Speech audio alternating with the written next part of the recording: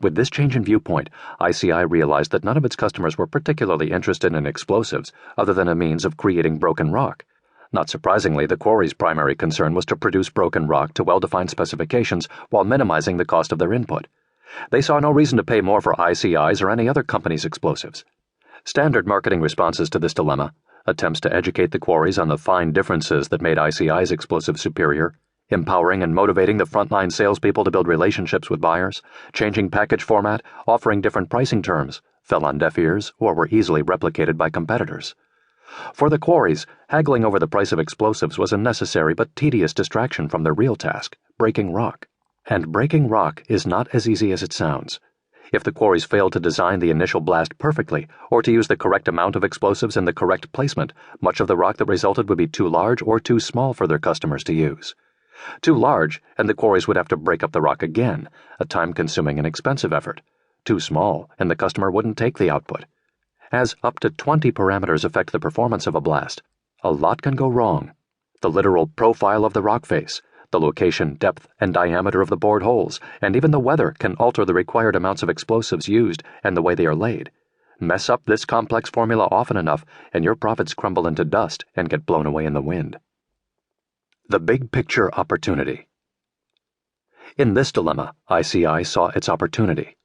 If the company limited itself to defining its business as selling explosives, competing on price, and defining customer efficiency in terms of cost reductions, there was no way for ICI to stand out.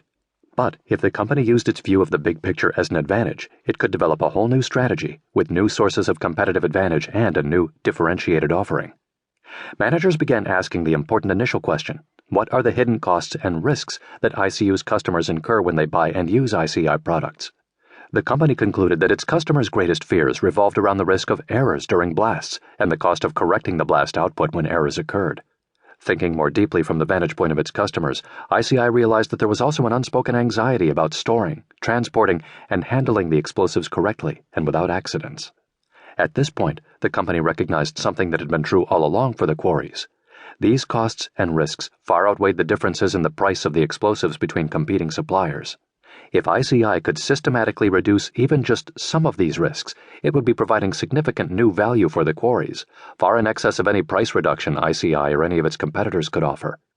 ICI had discovered that all of its customers faced the same limiting factor. Their expertise in blasting was limited because of the narrow range of conditions within which they operated. This drawback, however, did not apply to ICI, as the company monitored a significant number of blasts made by many quarries in a wide variety of geological and climatic conditions. The problem, but also the glaring opportunity, was that to date, neither ICI nor any of its competitors or the customers had systematically assembled and analyzed the data. When ICI's engineers culled data on conditions and outcomes from hundreds of blasts across a wide range of quarries, they saw something that had never been seen before: patterns that helped explain blast outcomes. ICI now had something that each quarry acting independently lacked: a pool of data reflecting a broad base of experience and covering a wide range of conditions. Using empirical models and experimentation, ICI developed strategies and procedures that greatly reduced the uncertainty that, until then, had gone hand in hand with blasting rock.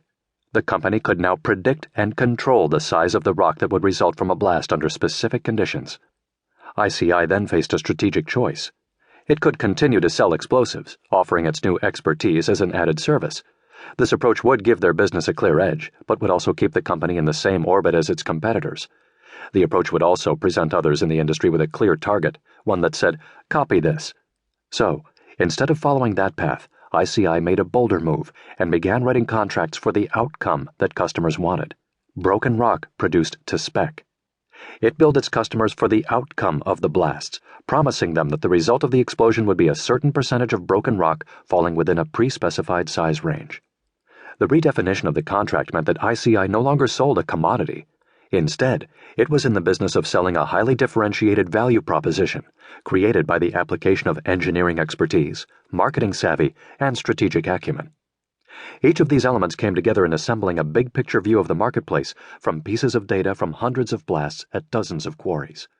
Even more importantly, the competitive advantage ICI built on this foundation was difficult for competitors to replicate, unless they could gain access to as wide a range of data as ICI's years of experience and variety of clients.